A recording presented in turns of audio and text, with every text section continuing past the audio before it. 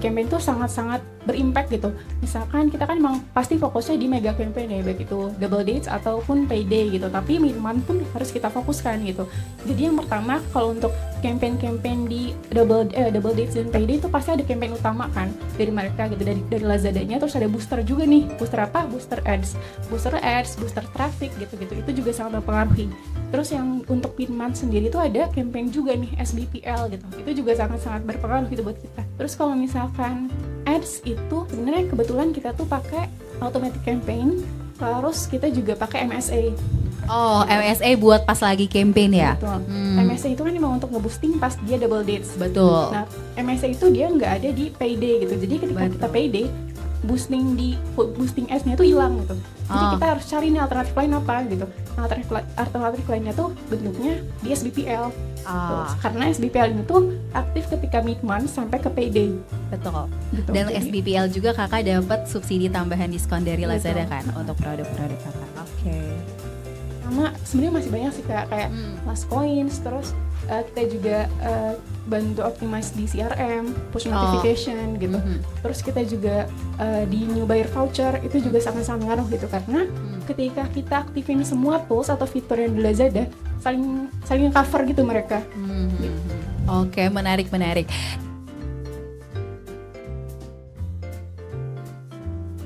Gimana sih cara dari tentang anak sendiri melakukan strategi kayak dari ngeset harganya sih biar nggak makan margin dari tentang anak sendiri, karena kan sebenarnya tentang anak pasti punya budget sendiri kan ya untuk setiap campaign di setiap e-commerce-nya. Gimana tuh Kak kira-kira?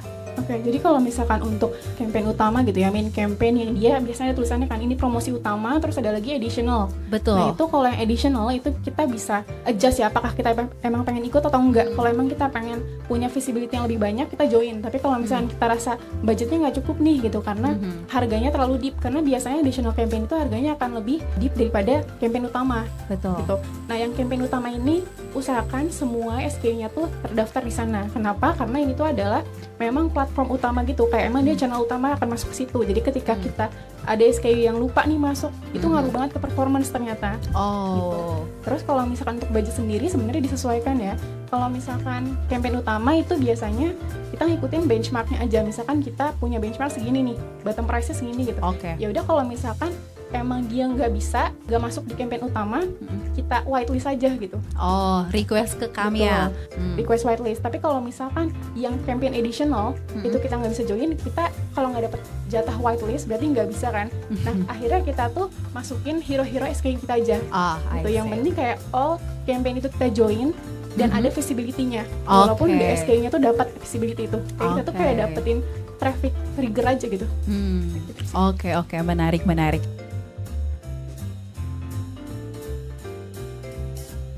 Campaign itu sebetulnya ada, bisa dibilang paling banget penting itu ada 3, yaitu mega campaign atau tanggal kembar, atau special event seperti Ramadan mega sale, kemudian 12/12 mega sale dan lain-lain, kemudian ada payday juga mid-month. Nah dari 3 campaign ini, jadi mereka itu memiliki requirement harga yang berbeda-beda seperti itu. Nah itulah pentingnya kita membuat price tiering. Ada beberapa seller, termasuk mungkin Kak Puspa ya. Kak Puspa ini udah bisa nih bikin price tiering sendiri gitu. Jadi dia bisa merencanakan sendiri untuk mid-month sekian, untuk PD sekian, untuk mega sekian. Nah tapi apabila Bapak Ibu dalam tanda kutip kesulitan lah gitu untuk membuat price tiering ini, bisa menghubungi kami kayak gitu. Nah kenapa? Karena harga yang kita submit di campaign itu terdeteksinya 30 hari biasanya. Jadi misal nih kita punya base harga 100.000 atau harga utamanya 100.000. Ketika kita submitin 95.000 di mega, nah berarti itu sudah ke bawahnya kita bisa turunkan. Misal di PD 98.000, di mid-month 99.000. Jadi diskonnya itu berurutan seperti itu. Jangan terbalik. Misal ketika di mid-month kita submit 95.000, ketika di mega kita submit lebih tinggi, itu nggak bisa. Itulah adanya alasan di whitelist tadi ya Kak. Seperti itu. Kemudian untuk BMO dan CBMO tadi, betul kata Kak Puspa, sebetulnya kalau BMO dan CBMO ini tuh terikat banget dengan promosi utama yang ada di setiap campaign. Jadi ketika misalnya kita submit dengan harga 5% untuk mega campaign, nah BMO dan si BMO ini cukup sedikit aja sih nambahin diskonnya itu sekitar 0,5% kayak gitu. Nah keuntungannya betul yang tadi dikatakan oleh Kak Hana. Jadi BMO dan si BMO ini tuh punya page sendiri Bapak Ibu. Jadi dia itu biasanya visibilitasnya di homepage dia ada sendiri. Kalau iseng-iseng gitu buka front end Lazada, dia di awal banget tuh bakal ada Crazy Brand Mega Offer. Nah, Lazmall ini adalah seller yang bisa untuk mendaftarkan produknya di campaign itu gitu. Jadi disarankan sih memang selalu dijoinkan gitu untuk BMO dan CBMO.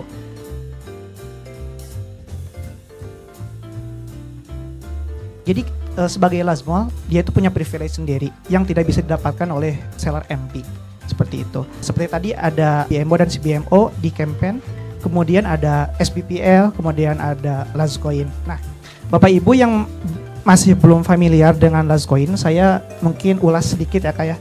Jadi Lazcoin ini tuh dia itu kalau dari seller join, dia itu bakal punya visibilitas produknya muncul di halaman koin kayak gitu. Nah, sebetulnya koin ini tuh sangat penting bagi para buyer. Kenapa? Karena buyer tuh bisa main game nih. Kalau kasarnya seperti ini, dia tuh bisa ngeloting koin sebanyak-banyaknya gitu. Dan bisa dimanfaatkan untuk belanja. Kayak gitu. Nah, apabila dari seller ikut Lazcoin ini, otomatis kan produknya muncul nih di halaman Lazcoin. Visibilitasnya naik. Tadi yang pertama trafficnya naik kayak gitu. Menarik nih bagi buyer. Saya punya koin sekian misalnya. Ya udah saya beli di toko ini. Misal ada 2 toko yang salah satunya itu join Lazcoin dan salah satunya enggak. Bagi para buyer yang memang dia punya koin, pasti milihnya yang ikut koin kan, seperti itu. Nah itu salah satu promotion tools yang bisa digunakan gitu untuk Lazmall seller. Kemudian yang selanjutnya, yang paling dasar banget untuk store promotion itu di voucher. Jadi Bapak Ibu, voucher ini tuh mungkin dari overall platform Lazada, voucher toko itu yang paling kontributnya paling gede gitu bagi GMV toko kayak gitu.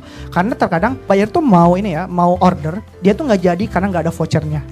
Meskipun itu nominalnya sedikit, tapi voucher itu bisa bikin keinginan untuk check out tuh semakin besar seperti itu.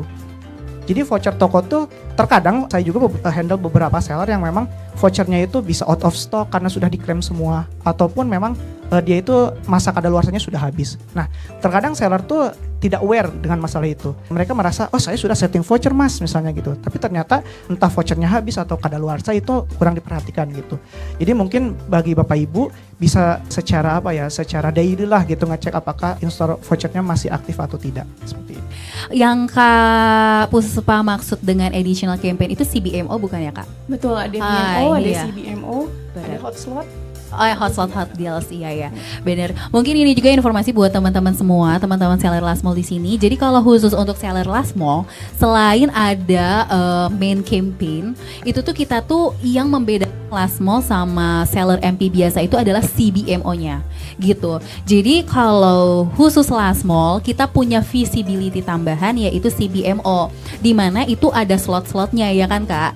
Itu ada yang midnight di tengah malam, ada yang jam 6 sore, ada yang jam 8 malam. Nah, kalau dari Lazada sendiri sih pasti kita lebih saranin yang nightnya, karena disitulah visibility-nya. Dan kalau misalnya tadi ngelihat strateginya tentang anak, strateginya tuh lebih kayak yang pasti semuanya diusahakan disubmitin di campaign. Kalau harganya nggak masuk, karena teman-teman seller di sini semua dihandle sama Vicam dan Kam, bisa diskusi sama Vicam dan Kamnya. Siapa tahu ada kuota whitelist buat teman-teman biar marginnya masuk. Terus kalau misalnya untuk CBMO, karena CBMO nggak ada whitelist, karena memang tuh traffic CBMO yang paling besar, kita makanya nggak ada whitelist. Tadi kalau Kak Puspa bilang usahakan yang top hero SKU-nya dulu yang dimasukin. Nah jadi dari Lazcoin, Lazflash, kemudian voucher toko ini 3 promotion tools yang menurut saya paling works gitu di Lazmall seperti itu. Nah, traffic ini sangat penting. Betul tadi yang dikatakan oleh Kak Hana, bagaimana bisa kita menggait pembeli kalau nggak ada satupun pembeli yang lewat di depan toko kita. Seperti itu. Jadi kita bikin nih toko besar gitu, tapi nggak ada yang lewat di depan toko kita. Ya percuma aja kayak gitu. Kita produknya banyak, assortmentnya bagus, kemudian variatif seperti itu, harganya bersaing. Tapi selama nggak ada yang lewat di depan toko kita, ya tidak akan terjadi konversi seperti itu. Mau materi daging lainnya? Pantengin terus Lazada University.